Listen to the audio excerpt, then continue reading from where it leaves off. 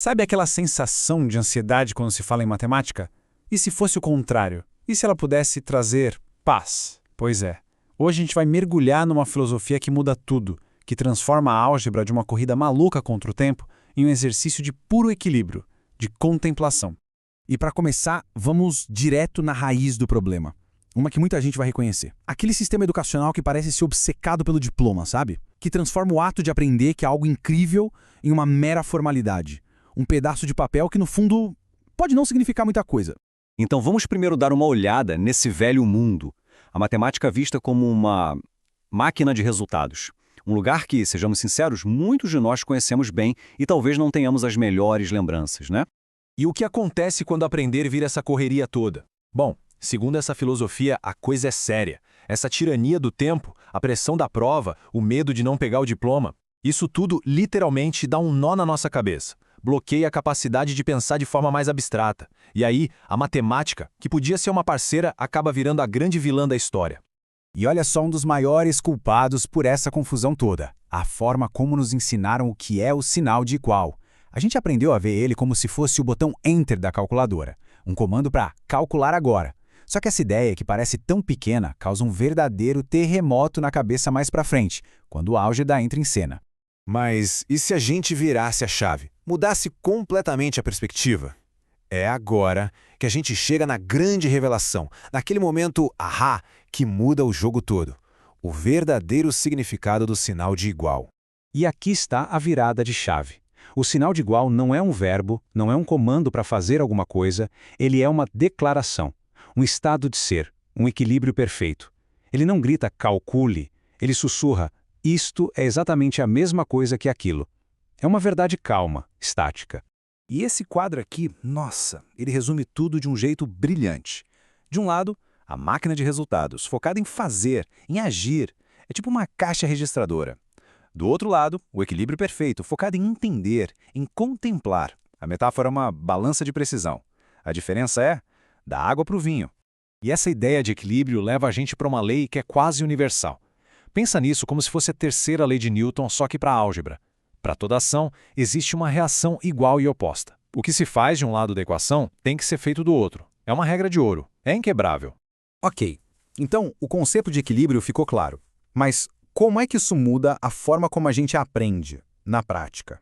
Para isso, vamos adotar uma nova mentalidade. Uma nova metáfora. A de alguém visitando um museu. Agora imagina só, em vez de uma linha de montagem numa fábrica, a sala de aula vira um museu. Cada equação é uma obra de arte, sabe, ali, esperando para ser admirada, questionada, compreendida. A pessoa que aprende não é mais um operário com pressa, mas um visitante curioso que explora tudo no seu próprio tempo. E essa mentalidade de visitante de museu tem alguns princípios bem legais. Primeiro, o que eles chamam de slow math. Não é sobre ser lento, é sobre encontrar a velocidade certa para o pensamento profundo. Depois, o mindfulness, que ajuda a acalmar a mente para a gente poder enxergar a beleza da estrutura. E a tal luta com o problema, ela deixa de ser um sofrimento e vira uma aventura produtiva. Tá, mas e os erros? Como a gente lida com eles? Bom, essa filosofia traz um conceito japonês maravilhoso, o abe-sabe, que é a arte de encontrar beleza na imperfeição. Aquele rascunho, sabe? Todo rabiscado, com tentativa e erro, ele não é uma falha. Ele é a prova viva, autêntica e bonita de um pensamento em plena expansão. Mas isso não é só papo filosófico não, tem aplicação bem prática. Vamos dar uma olhada nas novas regras do jogo, que se baseiam em duas palavras muito importantes, escolha e transparência. A primeira regra é esse equilíbrio 50-50. O que significa isso? Significa oferecer opções, mas não tantas a ponto de paralisar. É o que se chama de escolha confortável. Existe estrutura suficiente para dar segurança, mas também liberdade suficiente para gerar autonomia. É o melhor dos dois mundos. A segunda regra é a transparência.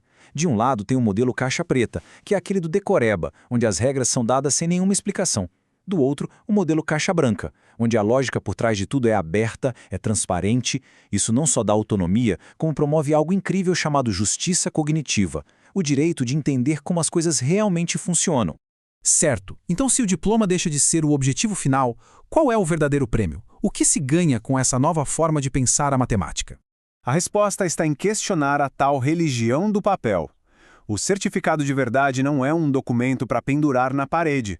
É algo que se constrói por dentro, a própria capacidade de pensar criticamente.